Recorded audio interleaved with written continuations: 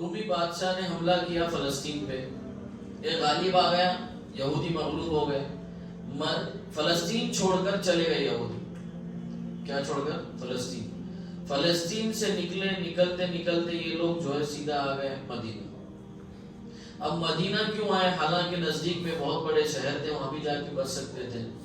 مدینہ آنے کی وجہ جو ہے میں نے بتایا کہ تورات اور انجیل میں بات لکھی ہوئی تھی کہ آخر میں اللہ کے نبی صلی اللہ علیہ وسلم آئیں گے، آخری نبی جو آئیں گے ان کا دار الہجرت مدینہ ہوگا، ہجرت کی جو جگہ ہوگی وہ مدینہ ہوگی۔ انہوں نے سوچا کہ مدینہ چلے جائیں گے تو ہم ان کے ہاتھ پر ایمان لائیں گے، یہ اور ہم مل کر دوبارہ بیت المقدس فتح کر لیں گے اور بیت المقدس پہ دوبارہ قبضہ کر لیں گے۔ یہ سوچ کر یہ جو ہے فلسطین سے سیدھا مدینہ آ گئے، فلسطین سے مدینہ آ گئے، مدینہ آ کے رہنے لگے۔ یہودیوں کے 3 مشہور قبیلے، کتنے؟ 3 مشہور، بنو قریظہ، بنو نذیر، بنو قینقاع، یہ 3 یہودیوں کے مشہور قبیلے تھے، مدینے میں آ کے رہنے لگے۔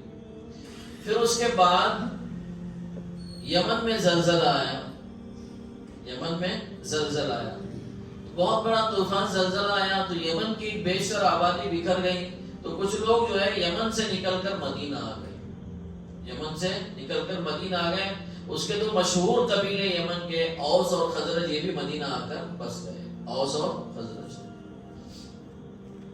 تو ٹوٹل مدینے کی لوکیلٹی جو ہو گئی، مدینے میں کے لوکل لوگ 5 قبیلے لوکل مدینے میں رہنے لگے، یہودیوں کے 3 قبیلے اور جو ہے یہ یمن سے آئے ہوئے 2 قبیلے، اوس اور خزرج۔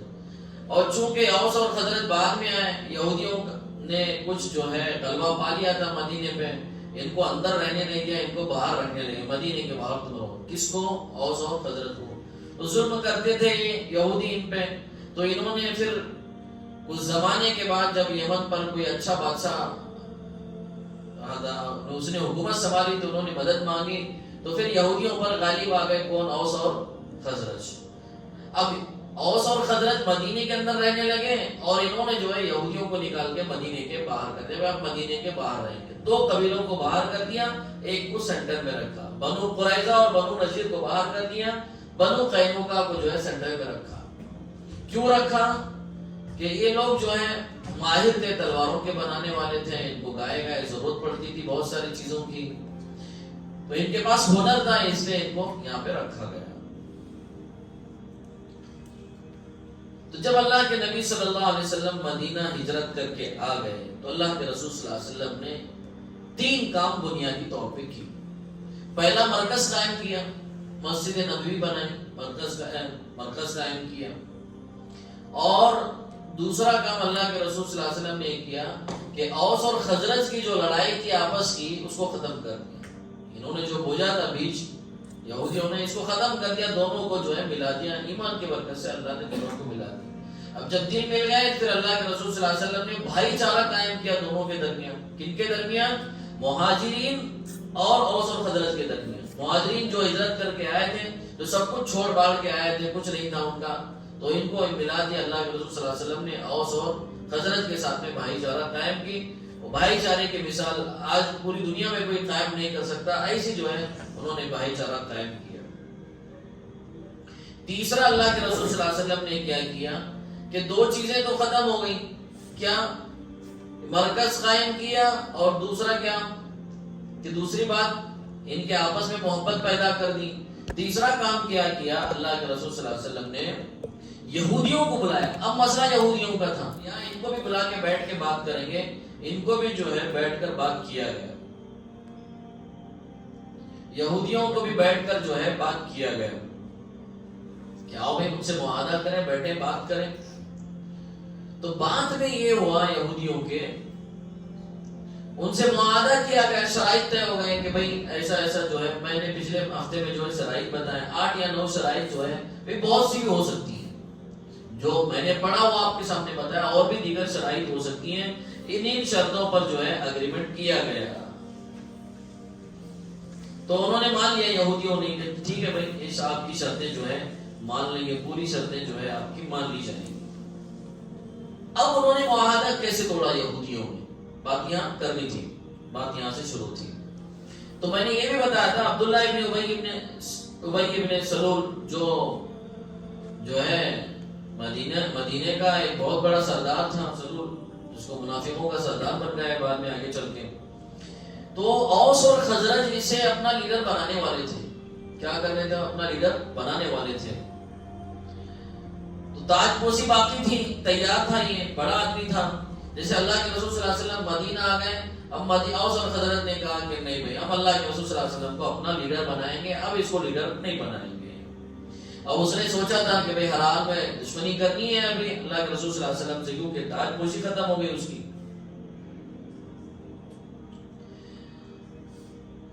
تو یہ بھی اندر سے دشمنی رکھنے لگا.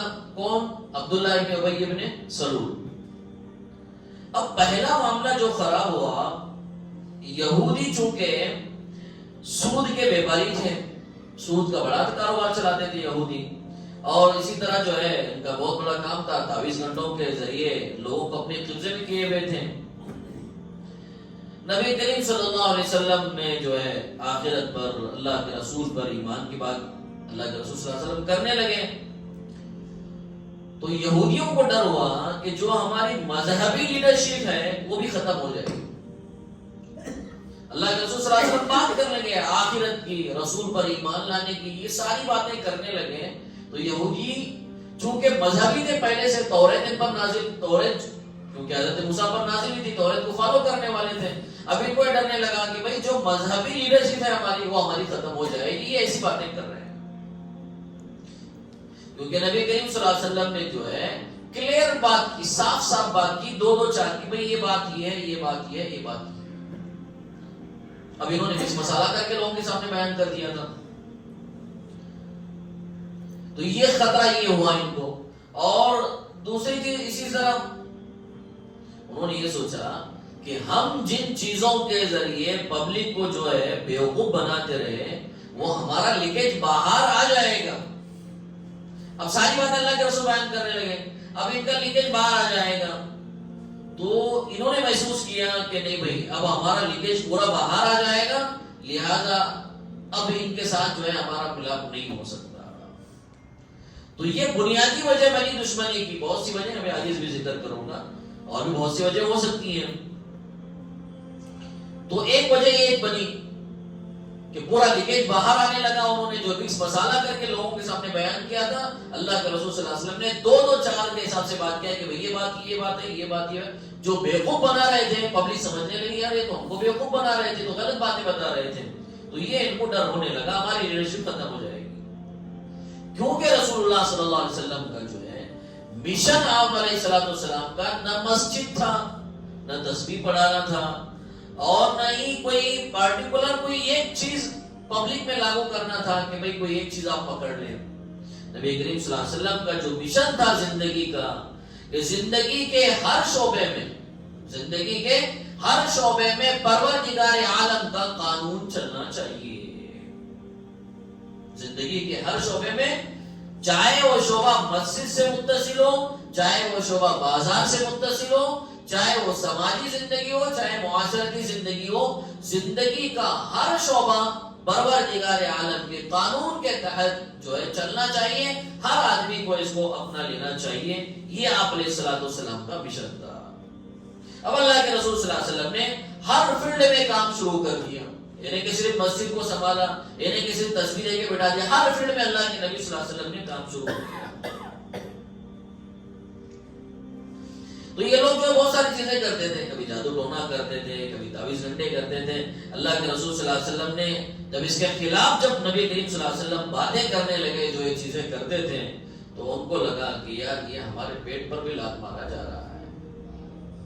اب ہمارے پیٹ کا بھی مسئلہ آ گیا. یہ تو کیا ہے یار، سب ساری باتیں اپوزٹ کر رہے ہیں ہمارے. اور اس سے بڑھ کر اللہ کے رسول صلی اللہ علیہ وسلم نے اگرچہ حجۃ الوداع میں، آپ کا جو آخری اشرا حجۃ الوداع میں، قانونی لحاظ سے سود کو حرام کر دیا. کب حرام کر دیا گیا؟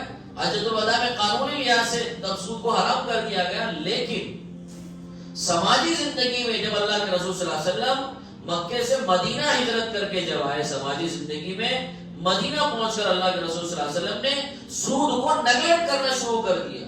کیونکہ سود میں بندوں پر ظلم ہوتا ہے، اب اس کو نیگلیکٹ کرنا شروع کر دیا، زیادہ دھیان میں سودی معاملات کو سے دور رہنے لگے، لوگوں کو دور کرنے لگے، بھائی معاملات سے دور رہو۔ تو یہ بھی ایک سود، لوگوں سے کہتے تھے کہ بھائی سود ایک ظلم ہے، اور یہودیوں کو ڈر ہونے لگا کیونکہ پوری یہودیت ڈیپینڈ کرتی تھی سود پہ، یہودیت جو ہے ڈیپینڈ کرتی تھی سود پہ۔ دیکھیں اس زمانے میں بھی سود پہ پوری یہودیت چلتی تھی، اور آج بھی پوری یہودیت ڈیپینڈ کرتی ہے سود پر۔ سود کے ذریعے ان کے جتنے اکنامکس ہیں، اگر سود کو مائنس کر دیا جائے، یہودی جو سود لیتے ہیں اگر ان کے اکنامکس کو جو ہے ختم کر دیا جائے، جو سود ہوتی ہے تو یہ روڈ پہ آ جائیں گے۔ اگر ان کو مائنس کر دیا جائے، جو سود کے ذریعے ان کی اکنامکس آتی ہے، اگر ان کو مائنس کر دیں گے، ختم کر دیں گے ان کا جو سود پہ جو لیتے ہیں پیسہ، تو یہ روڈ پہ آ جائیں گے، یہودی آج بھی روڈ پہ آ جائیں گے۔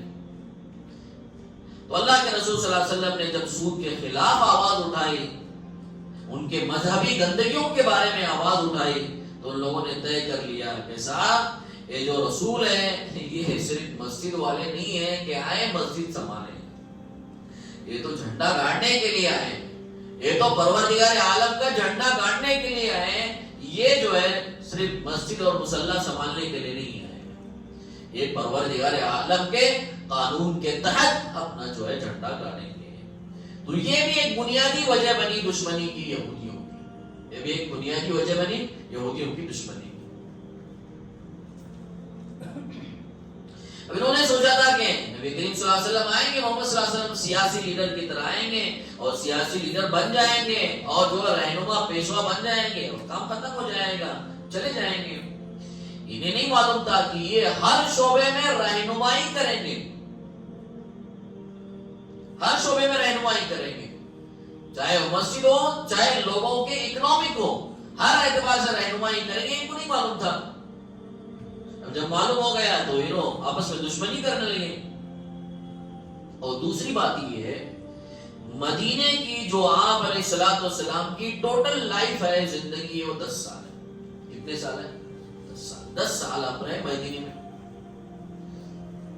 دیکھیں 10 سال میں کوئی محلے کا ایک کارپوریٹر ہوتا ہے، ایک آدمی کام کرتا ہے، کسی سیاسی پارٹی کا ممبر ہوتا ہے، کارکرتا ہوتا ہے، تو 10 سال میں ابھی وہ آنکھ کھولتا ہے محلے میں، لوگ پہچاننے لگتے ہیں 10 سال میں، ہاں بھائی 20 سال کے بعد کام یہ ایک محلے کا نگر سیوک، محلے کا ایک کونسلر بنتا ہے کہ بھائی اس کو جو بنایا جائے، 20 سال 25 سال خدمت کرتا ہے، تب لوگ بولتے ہیں نہیں بھائی اس کو جو ہے کارپوریٹر بنا جائے۔ تو ایک زمانہ گزر جاتا ہے، اور یہاں اللہ کے رسول صلی اللہ علیہ وسلم کو کتنے سال ملے؟ 10 سال۔ کتنے سال؟ 10 سال۔ صدیوں کا کام کرنا ہے کتنے سال میں؟ 10 سال۔ کیونکہ بھئی قیامت تک کی جو شریعت اللہ کے رسول اللہ پاک نے ہمارے نبی صلی اللہ علیہ وسلم کو دی ہے، اس ساری شریعت کو لوگوں کے سامنے سمجھانا ہے، صدیوں کا کام 10 سال میں کرنا ہے۔ سوچے اللہ کے رسول صلی اللہ علیہ وسلم کی محنت کا شیڈول کتنا تھا۔ اللہ کے رسول صلی اللہ علیہ وسلم نے پلاننگ کیسی کی ہے، قوم کو مسجد سے بھی جوڑنا ہے، ان کے معاشرے سے بھی جوڑنا ہے، سماجی زندگی سے بھی جوڑنا ہے، معاشرتی زندگی سے بھی جوڑنا ہے، اور ان کی اکنامکس بھی صحیح کرنی ہے، اس کے بارے میں لوگوں کو سمجھانا ہے۔ 10 سال اللہ کے رسول صلی اللہ علیہ وسلم کو ملے ہیں۔ تھانوی رحمۃ اللہ علیہ نے لکھا ہے، نبی کریم صلی اللہ علیہ وسلم جو کام 10 صدیوں میں، برسوں میں جو کام صدیوں میں ہونا تھا، اللہ کے نبی صلی اللہ علیہ وسلم نے وہ کام برسوں میں کر کے ختم کر کے چلے گئے۔ نبی کریم صلی اللہ علیہ وسلم کی جو کام کی رفتار تھی، مولانا تھانوی رحمۃ اللہ علیہ نے لکھا ہے کہ 24 گھنٹے کا اگر آپ علیہ السلام کا شیڈول اگر دیکھیں تو کوئی ٹائم اللہ کے رسول کا خالی نہیں ہے، کوئی ٹائم آپ کا شیڈول اگر دیکھا جائے تو کوئی ٹائم خالی نہیں ہے، تب جا کر جو ہے صدیوں کا کام جو ہے سالوں میں مکمل ہوا، جو کرنا تھا علیہ السلام کو۔ تو یہ بنیادی وجہ تھی دشمنی کی کہ یہودیوں کی، کہ اللہ کے رسول صلی اللہ علیہ وسلم نے ان کے سارے لیکیج کو باہر کرنا شروع کیا۔ اور ایک بڑا کام آپ نے کیا، اوس اور خزرج کو ملا دیا. یہودیوں نے کیا کیا تھا؟ اوس اور خزرج کو الگ کر دیا تھا. دونوں آئے تھے یمن کے قبیلے تھے, الگ کر دیا تھا. اللہ کے رسول صلی اللہ علیہ وسلم نے کیا کیا؟ ان کی لڑائی ختم کر دی. یہ جو یہودیوں کی پالیسی ہے ڈیوائڈ اینڈ رول, بھائی ڈیوائڈ کرو اور حکومت کرو, لڑاؤ, ایک دوسرے کو لڑاؤ اور حکومت کرو. یہودیوں کی پالیسی ہے. وہ وہی کر رہے تھے مدینے میں آ کے, اوس اور خزرج کو الگ کر رہے تھے. اللہ کے رسول صلی اللہ علیہ وسلم نے دونوں کو ملا دیا. اب ان کی طاقت بڑھ گئی. اوس اور خزرج, مومنین اور مہاجرین تینوں کی طاقت بڑھ گئی. اب ان کو ڈر ہونے لگا کہ بھئی ہماری پالیسی بھی خطرے میں آ گئی. لہذا اب یہودیت کو اپنا ناتا تنگ نظر آنے لگا. ہمارے لیے مدینے میں ایک بڑا مسئلہ کھڑا ہو جائے گا. لہذا اب انہوں نے اسلام کے خلاف سازشیں رچنا شروع کر دیا. نبی کریم صلی اللہ علیہ وسلم حتی الامکان چاہ رہے ہیں کہ یہ لوگ بات سمجھ جائیں, کیونکہ پڑھے لکھے لوگ ہیں. اللہ کے رسول صلی اللہ علیہ وسلم کی دیکھیں دلی تمنا تھی کہ قبلے کی طرف رخ کر کے نماز پڑھیں. آپ علیہ السلام مدینہ جب آئے ہیں, بیت اللہ سے ہجرت کر کے, مکہ سے ہجرت کر کے, اللہ کے رسول صلی اللہ علیہ وسلم کی دلی تمنا تھی کہ قبلے کا رخ جو ہے بیت اللہ ہو جائے. سورہ بقرہ کا جو دوسرا پارہ ہے, آپ اس کی تفسیر اٹھا کے دیکھیں. اللہ کے رسول صلی اللہ علیہ وسلم روز آسمان کی طرف نگاہ اٹھاتے تھے. اللہ آئیں گے جبرائیل اور کہیں گے کہ مکے کی طرف رخ کر کے نماز پڑھو. غالباً 16 مہینے ہجرت کے بعد, کتنے مہینے؟ 16 مہینے ہجرت کے بعد 16 مہینے تک بیت المقدس کی طرف اللہ کے رسول نماز چہرہ کر کے رخ کر کے نماز پڑھ رہے. کتنے مہینے؟ 16 مہینے. کیوں؟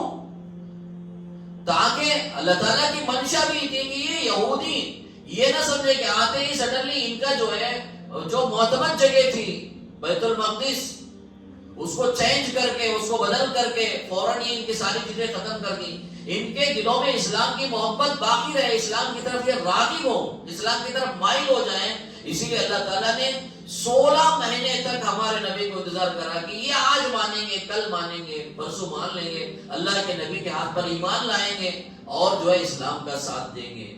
تو اللہ کے رسول صلی اللہ علیہ وسلم تو 16 مہینے تک اللہ کے رسول کی خواہش پر حکم اللہ نے نازل نہیں فرمایا.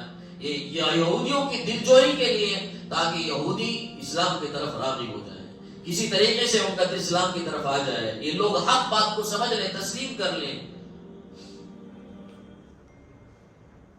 جب نبی کریم صلی اللہ علیہ وسلم کی خواہش کے باوجود بھی, سمجھانے کے باوجود بھی معاملہ نہیں بن سکا, معاملے کا حل نہیں نکلا, آخر کار پروردگار عالم نے, اللہ تعالیٰ نے 16 مہینے کے بعد, یعنی ہجرت کے 16 مہینے کے بعد اللہ کے رسول صلی اللہ علیہ وسلم سے فرمایا کہ محمد صلی اللہ علیہ وسلم آپ آج سے جو ہے اپنا رخ بیت اللہ کی طرف کر کے نماز پڑھیں گے. جس وقت اللہ کے رسول صلی اللہ علیہ وسلم نے اعلان کر دیا مدینے میں کہ اب بیت المقدس کے بجائے قبلے کا رخ نماز میں بیت اللہ ہوگا. اب یہودیت کے لیے آخری چیز تھی نا, بیت المقدس ان کے نزدیک اہم چیز تھی. اب بیت المقدس سے ہٹا کے بیت اللہ کی طرف رخ کرنا یہ یہودیوں کے لیے ایک بڑا مسئلہ تھا, آخری چیز بچی تھی. تو اس کو بھی اللہ تعالیٰ نے ختم کرا, نہیں بھئی آپ جو ہے آج سے بیت اللہ کی طرف رخ کر کے نماز پڑھیں گے. اب یہودی سمجھ گئے کہ ہمارا اور ان کا کسی حال میں کمپرمائز ہو ہی نہیں سکتا, دونوں میں ملنے کے کوئی چانس نہیں ہے. کس سے؟ اللہ کے رسول صلی اللہ علیہ وسلم سے, اور ہمارے آپس میں کوئی کمپرمائز نہیں ہو سکتا, کوئی چانس ہی نہیں. ابھی تک تو امید تھی, لیکن اب بیت اللہ بھی, اب قبلہ بھی بدل دیا گیا, اب تو کوئی چانس ہی نہیں ہے. قبلے کا چینج ہونا ان کے لیے بہت بڑا بھاری کام تھا یہودیوں کے لیے.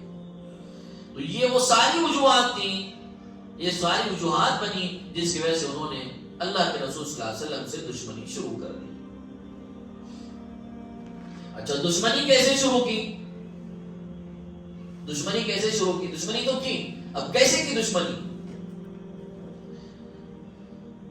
پہلے علمی لحاظ سے باتیں کرنے لگے, علمی لحاظ سے باتیں شروع کی. اللہ کے رسول صلی اللہ علیہ وسلم پاس آتے ہیں, بہت سے سوالات کرنے لگے.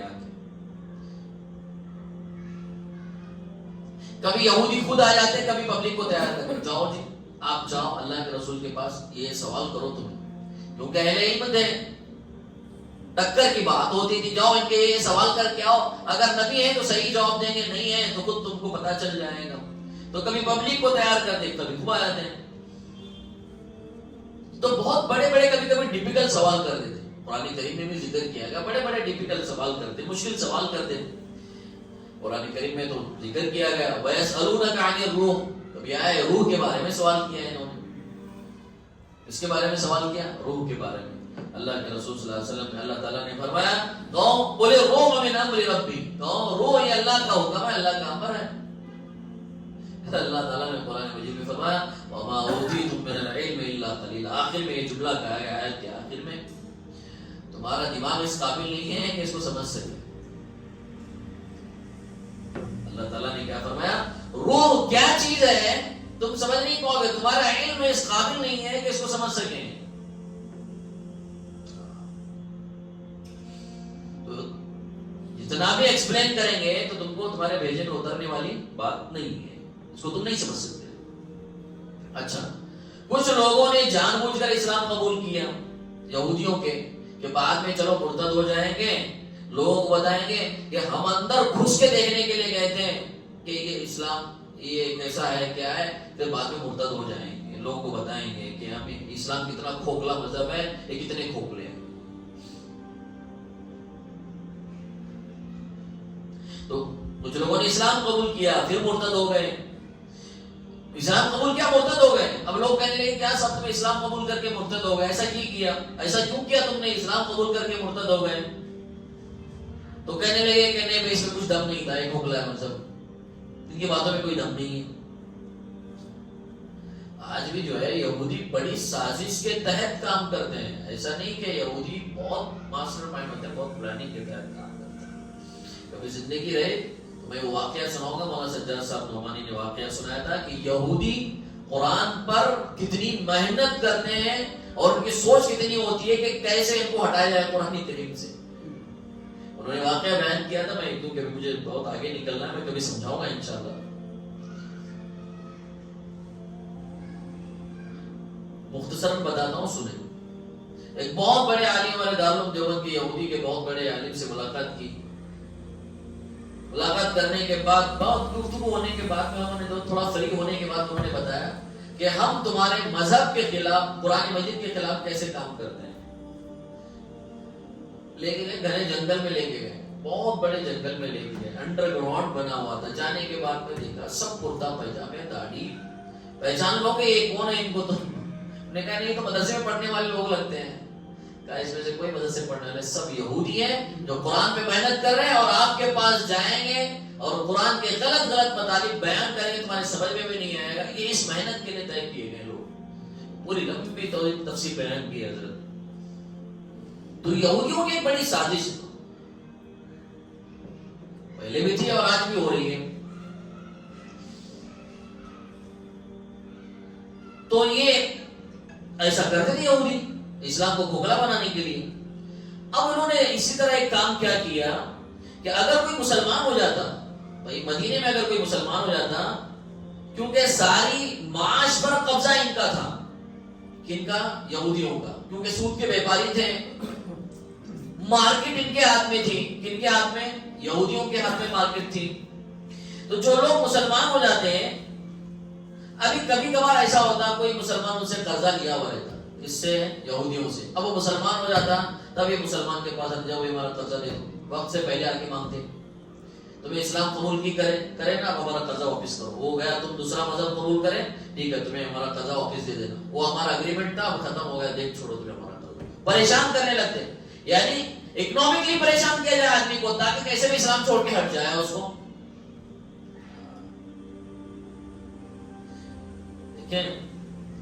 اللہ کے رسول صلی اللہ علیہ وسلم، دیکھو کتنی اللہ کے رسول صلی اللہ علیہ وسلم کی آخری وقت میں جو زیرہ جو ہے گروی رکھی ہوئی تھی، وہ ایک یہودی کے پاس رکھی ہوئی تھی. سوچے کتنا یہودی جو ہے اکنامکس میں کتنا ان کی مالی حالت مضبوط تھی. آخری وقت میں بھی آپ علیہ السلام کی زیرہ یہودی کے پاس گروی رکھی ہوئی تھی. تو جیسے ہی لوگوں کو معلوم ہوتا کہ مسلمان ہوا ہے تو قرضے کا تقاضا کرتے کہ ہمارا پیسہ لوٹا دو. ہاں اگر کبھی ایسا ہوتا کہ کسی مسلمان کا پیسہ ان کے پاس رکھا ہوا ہوتا بھائی ایک آدمی کا پیسہ ان کے پاس رکھا ہوا ہوتا مدینے کا، اب اگر اچانک وہ اسلام قبول کر لیتا تو ان کے پاس جاتا نہیں، صاحب میرا پیسہ مجھے واپس دے دو، میں تمہارے پاس رکھا ہوا تھا، آج سے میں انویسٹمنٹ کرنا نہیں چاہتا. تو کیا کہتے ہیں کہ جب ہم دونوں آپس میں ایک مذہب والے تھے، برابر تھے، تو ٹھیک تھا، چلتی تھی ہماری. جب تم نے اسلام قبول کر لیا تو معاہدہ بھی ختم ہو گیا، پیسے میں کوئی سوال ہی نہیں پیدا ہوتا. اب اسلام نے تمہیں قبول کر لیے، اب تمہارا ہمارا کوئی لینا دینا نہیں، اب پیسہ ہم سے مت پاؤ، ہم نہیں دیں گے پیسہ. پیسہ ختم ہو گیا. مذہب کے بدلنے سے پیسے کا بدلنے کون سا بھائی کون سی بات ہو گئی؟ مذہب بدل گیا تو پیسہ بھی بدل گیا. ایسا کیا ہو گیا کہ بھائی یہ کام حرکتیں کرتے تھے، اس طریقے سے لوگوں کو ستاتے تھے. اسی درمیان میں یہ سب چل ہی رہا تھا، اسی درمیان میں جنگ بدر واقع ہو گئی. کیا ہو گئی؟ جنگ بدر واقع ہو گئی. اب یہ اندر بہت خوش ہونے لگے. کون؟ یہودی. بہت خوش تھے کہ ان کے لمیٹڈ نمبرز ہیں، کن کے؟ اللہ کے رسول صلی اللہ علیہ وسلم کے، مسلمانوں کے لمیٹڈ نمبرز ہیں، اور قریش کے زبردست لڑاکو آدمی ہیں سامنے جو بدر میں آئے ہوئے ہیں، ان سے ان کا مقابلہ کرنا ہے. اپنے آپ اسلام کی فائل لپیٹ دی جائے گی اور ایک کونے میں رکھ دی جائے گی. یہ اندر خوش ہونے لگے. لہذا انہوں نے اندر پلان کرنا شروع کر دیا کہ اب بدر کا واقعہ پیش ہونے جا رہا ہے. بدر بھائی اچانک ہو گئی نا، بدر اچانک. اللہ کے رسول صلی اللہ علیہ وسلم نے کہا بھائی جنگ اچانک جنگ شروع ہو گئی بدر کی، تو بدر اچانک شروع ہو گئی. یہ اندر سے اندر خوش ہونا بھی بدر میں لڑنے جا رہے ہیں، وہاں 1000 ہیں، یہ 313 ہیں. اب ان کی فائل لپٹ دی جائے گی، قصہ ہی ختم ہو جائے گا. اب نہ کیا کرنے کی ضرورت نہیں، دیکھتے رہو تماشا، یہ خود بخود ختم ہو جائے گی. معاملہ ختم ہونے جا رہا ہے. اللہ کے رسول صلی اللہ علیہ وسلم بدر کے میدان میں چلے گئے. آپ علیہ السلام نے دیکھا یار یہ تو پورے بن سور کے پوری تیاری کے ساتھ آئے ہوئے ہیں، پورے گھوڑے کے ساتھ میں، تلواروں کے ساتھ میں، اور پوری تیاری کے ساتھ میں، ناچنے گانے والیوں کو سب ساتھ میں لے کے آئیں گے، ختم کر دیں. جنگ ایسے کوئی جیت چکے ہیں یہ لوگ جنگ. کبھی زندگی رہی تو میں بتاؤں گا کہ بدر میں مسلمانوں کی تعداد، مسلمانوں کے پاس کتنے تھے؟ 2 گھوڑے تھے یار. کتنے تھے؟ 313 کے پاس 2 گھوڑے تھے. تلواریں کتنی تھی؟ انشاءاللہ کبھی زندگی میں تو پوری تفصیل بتاؤں گا کہ کتنے جو ہے ہتھیار تھے بدر کے موقع پر. اللہ کے رسول صلی اللہ علیہ وسلم نے بدر میں دعا کی. اللہ تعالیٰ سے فرمایا، سجدے میں چلے گئے اپنے خیمے میں، اللہ تعالیٰ سے دعا کہ اے اللہ آج ان 313 کی لاج رکھ لینا.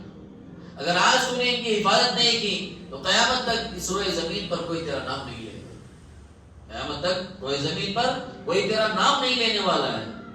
اللہ کے رسول صلی اللہ علیہ وسلم رات پورا گڑ گڑا رہے ہیں، دعائیں کر رہے ہیں. دیکھیں ایک چیز، یہ اللہ کے رسول کا لاڑ اور پیار تھا. آپ نے چپلے گئے، ورنہ ساری دنیا اللہ کی مخالفت پہ آ جائے تو اللہ کی ذات میں ذرا برابر کمی نہیں آ سکتی. ساری دنیا اللہ کی تعریف کرنے لگے، اللہ کی کبریائی اور بڑائی بولنے لگے تو اللہ کی ذات میں رتی برابر بھی بڑائی نہیں ہو سکتی. مخالفت پہ آ جائے تو اس کا ذرہ برابر بھی بال باقا نہیں ہو سکتا، کچھ بھی نہیں ہو سکتا. اگر اس کی تعریف پہ آ جائے، اس کی حمد و ثنا پہ آ جائے، اس کی عبادت اور اس کی فرمانبرداری پہ آ جائے تو رتی برابر میں اس کی خدائی میں اضافہ نہیں ہو سکتا. اللہ کے رسول یہ جو بات کر رہے ہیں کہ آج اگر ان کی لاج نہیں رکھی 313 کی، قیامت تک اس روئے زمین پر آپ کی عبادت کرنے والا کوئی نہیں ہوگا. یہ لاڑ اور پیار ہے اللہ کے نبی کا اللہ کے ساتھ میں. اس لاڑ اور پیار نے یہ جملے نکال دیے دعا میں اللہ کے رسول صلی اللہ علیہ وسلم کی زبان مبارک سے. صدیق اکبر رضی اللہ عنہ، صدیق اکبر رضی اللہ عنہ بار بار اللہ کے صدیق اکبر رضی اللہ عنہ فرماتے ہیں اللہ کے رسول کی چادر ہٹ جاتی سجدے میں، پھر چادر اوڑھتے، پھر دعا کرتے ہیں. صدیق اکبر رضی اللہ عنہ نے آخر میں فرمایا اللہ کے رسول بس کیجئے، اللہ نے آپ کی دعا قبول کی ہے. اب بس کیجئے، اللہ نے آپ کی دعا قبول کی ہے. کیونکہ اللہ کے رسول صلی اللہ علیہ وسلم نے دیکھا یا تو سج دھج کے پوری تیاری کے ساتھ میں آئے، کیا ہوگا ان کا.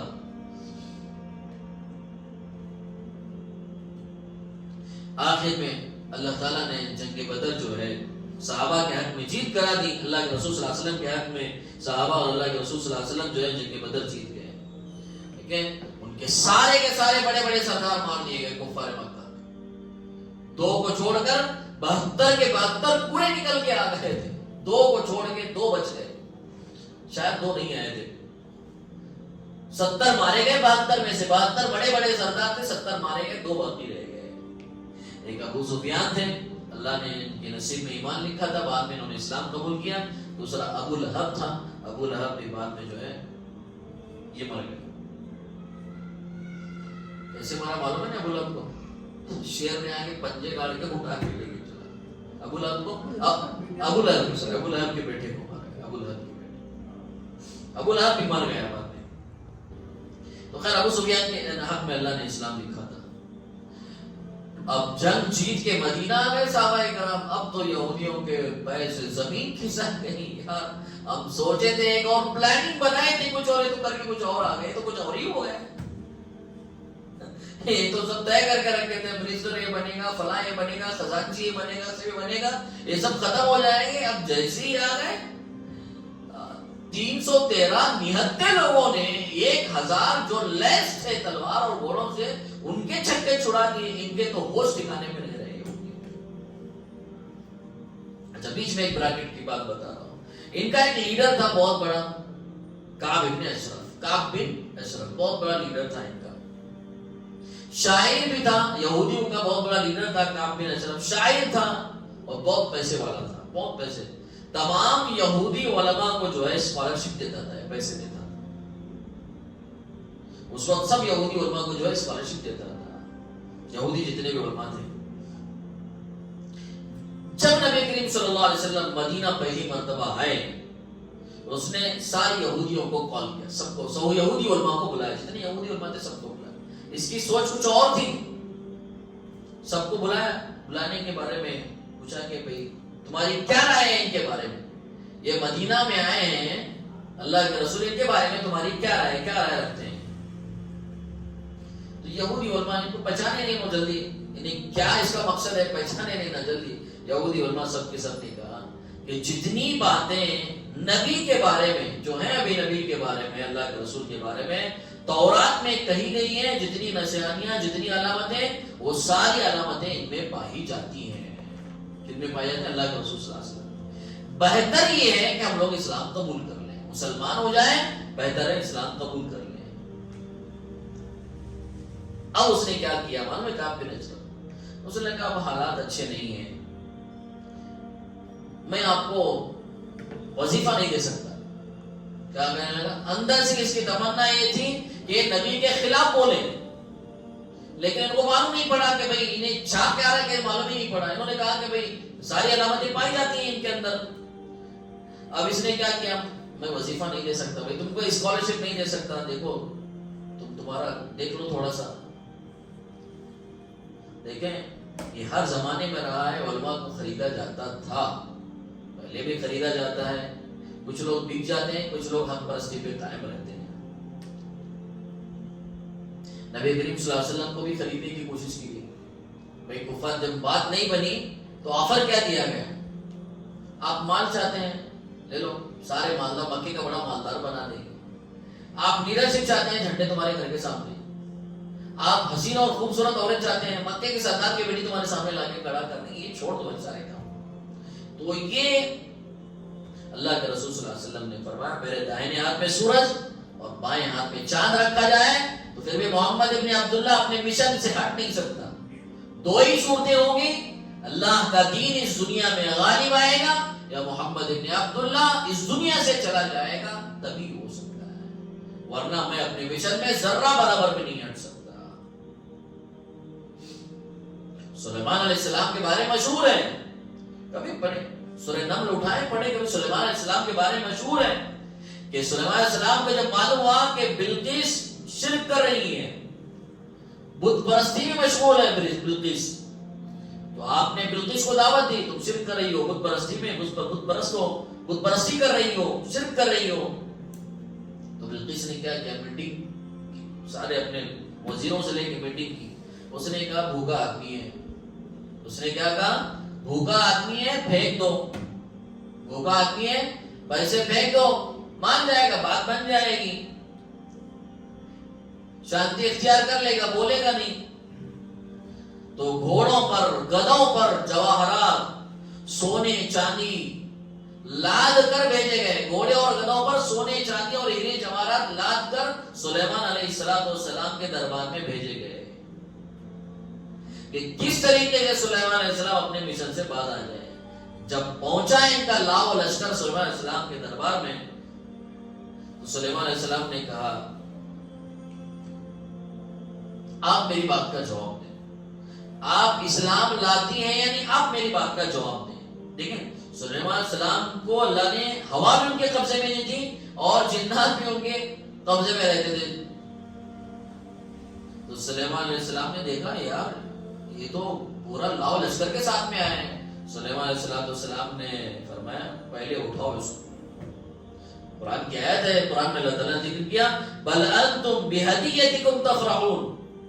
سلیمان علیہ السلام نے فرمایا یہاں سے پہلی فرصت میں نکل کے جانا چاہیے، یو ٹرن لے لو، یہاں سے جو لے کے آئے نا سونے جواہرات چاندی سونا جو کچھ لے کے آئے ہو یہاں سے لے کے نکل جاؤ۔ جب یہ سب لوگ لے کے نکلے بلقیس کے دربار میں، بلقیس نے کہا کیا ہوا، یہ دوسرے قسم کا آدمی ہے، وہ آدمی نہیں ہے جو تم سمجھ رہی ہو، یہ دوسرے قسم کا آدمی ہے، ماننے والا نہیں ہے۔ تو ایسے خریدا جاتا ہے، ایسے خریدا جاتا ہے، پہلے بھی خریدا، جہاں خریدنے کی کوشش کی بعد میں بھی خریدا جاتا ہے۔ تو یہودی علماء نے میٹنگ کی، بھئی کھائیں گے کیا ہم، یہاں پیٹ کا مسئلہ ہوا اس نے تو وظیفہ ہی بند کر دیا، ہمارے اسکالرشپ بند کر دیا، کھائیں گے کیا۔ تو یہودیوں کے علماء کو بھی خریدا گیا، کیا کیا گیا، خریدا گیا۔ تو یہودی کے علماء آئے، کہنے لگے دوبارہ کعب بن اشرف کے پاس آئے، کہنے لگے حضرت بات وہی ہے جو آپ کہنا چاہتے ہیں کہ جو باتیں ہم نے تورات میں پڑھی ہیں وہ باتیں اللہ کے رسول میں ہم نہیں پاتے۔ کیا آگے کہنے لگے مسئلہ پیٹ کا تھا، مسئلہ کھانے پینے کا تھا۔ آگے کہنے لگے جو باتیں ہم نے تورات میں پڑھی ہیں وہ آخری نبی میں ہم نہیں پاتے، وہ نہیں دیکھتے۔ اب اس نے کیا کہا، ہمیں کہا اب تمہارے دماغ میں بات اتری، سمجھ میں آیا، جو بات میں پہلے کہنا چاہتا تھا وہ تم نہیں سمجھ سکے، آج تم نے سمجھا ہے، ٹھیک ہے کوئی بات نہیں، آج سے تمہاری اسکالرشپ شروع کر دی جائے گی۔ اچھا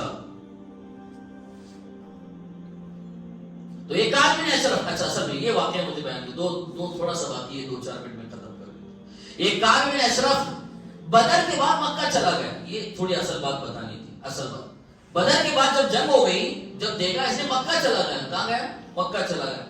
شاعر بھی تھا، پیسے والا بھی تھا، اشعار میں پڑھتا تھا، مکے میں چلا گیا۔ مکے میں چلا جانے کے بعد میں مکے والوں سے خطاب کر کے اشعار میں کہنے لگا تم سب چوڑی پہن کے بیٹھے ہوئے لوگ ہو، ان کو کہہ رہا ہے کفر مکہ، مکے میں جا کے کہہ رہا ہے چوڑی پہنے ہوئے تم لوگ ہو، 313 نیتیں لوگوں نے تمہارا جینا حرام کر دیا ہے، تمہارے چھکے چھڑا دے، لعنت ہے، تم مرد کہنے کے بھی لائق نہیں ہو، تم تو نامرد ہو۔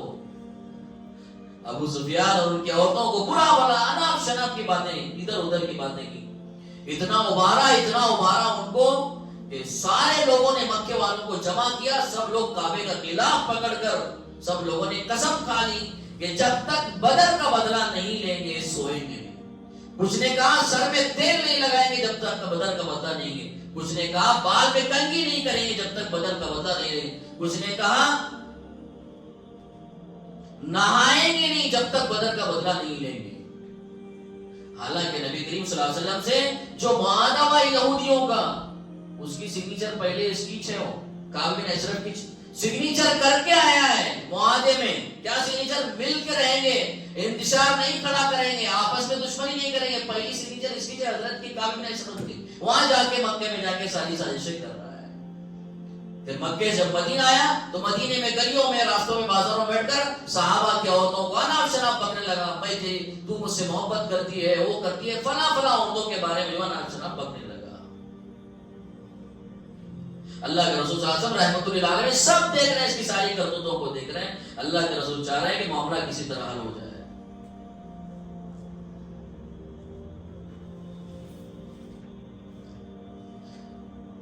اللہ کے رسول صلی اللہ علیہ وسلم نے دیکھا پانی سر سے اوپر ہوگا، معاملہ بننے کے لیے تیار نہیں ہے۔ اب اللہ کے رسول صلی اللہ علیہ وسلم نے سمجھا کہ اب اس کا جواب نہیں دیا گیا تو معاملہ بڑا بگڑ جائے گا، خطرناک ہو جائے گا۔ نبی کریم صلی اللہ علیہ وسلم نے اب جواب دیا، کعب بن اشرف کا اللہ کے رسول صلی اللہ علیہ وسلم نے اب معاملہ نہیں بنے گا تو اللہ کے رسول صلی اللہ علیہ وسلم نے سوچا کہ کعب بن اشرف کا قتل کیا جائے۔ آپ کو معلوم. دیکھیں زندگی میں اللہ کے رسول صلی اللہ علیہ وسلم نے 2 ہی لوگوں کے قتل کی تمنا کی ہے. ایک اس کی کعب بن اشرف کی. اللہ کے رسول صلی اللہ علیہ وسلم نے کہا میرا دل چاہتا ہے کہ اس کو گردن سے اڑا دیا جائے, اس کو مار دیا جائے, کیونکہ نبی کریم صلی اللہ علیہ وسلم کی شان میں بازاروں میں گستاخی بھی کرتا تھا, انب شنب آپ کی شان میں بکتا تھا. صحابہ نے کہا اجازت دے دو. اللہ کے رسول صلی اللہ علیہ وسلم آپ کی اجازت کے منتظر ہیں. گھی ٹیڑھی انگلی سے نہیں نکلی تو کبھی انگلی سیدھی انگلی سے نہیں نکلی تو کبھی ٹیڑھا کرنا پڑتا ہے. آپ اجازت دیں, اس کو بتا دیں گے کہ اس کی پاور کتنی ہے, پیسے والا کتنا ہے, اس کی طاقت کتنی ہے. آپ اجازت تو بتا دیں گے ہم اس کو کیا ہے. نبی کریم صلی اللہ علیہ وسلم نے ایک دن مدینے میں جو ہے اعلان کر دیا ہے کون ہے جو مجھے کعب بن اشرف کا سر لائے اور اس سے نجات دلائے گا. صحابی کھڑے ہوئے, اللہ کے رسول 2 یا 3 صحابی کھڑے ہوئے, اللہ کے رسول صلی اللہ علیہ وسلم ہم تیار ہیں, بتائیں گے اس کی مردانگی کتنی ہے, اس کے اندر طاقت کتنی ہے. نبی کریم صلی اللہ علیہ وسلم نے کہا کہ پلاننگ کرو اس کو کیسے, کیونکہ بڑا آدمی ہے نا, لیڈر ہے, ہزاروں لوگوں کو اسکالرشپ دے رہا ہے, اس کا مطلب ہے کہ پوری اکنامکلی زبردست آدمی ہے, اس کو پلاننگ کے تحت مارنا پڑے گا. اللہ کے رسول صلی اللہ علیہ وسلم نے کہا لیکن 2 یا 3 صحابہ تھے, جنت البقیع کے پاس چلے گئے. اللہ کے نبی صلی اللہ علیہ وسلم جنت البقیع قبرستان کے پاس جا کر رخصت کیا اور ان کو دعا کی اللہ تمہیں اپنے مشن میں کامیاب کرے, اپنے جو جس مقصد کو لے کے جا رہے اس مقصد میں تمہیں کامیاب کرے. یہاں تک اللہ کے رسول صلی اللہ علیہ وسلم چھوڑ کر ان کو آگے بھیجے. انشاءاللہ زندگی رہی تو آئندہ بات کریں گے یہ قتل میں کیسے کامیاب ہوئے, یہ لوگ قتل جب گئے تو کامیاب کیسے ہوئے قتل میں. انشاءاللہ زندگی رہی تو آگے بات کریں. اللہ تعالیٰ مجھے اور آپ کو ان باتوں پر عمل کی توفیق عطا فرمائے.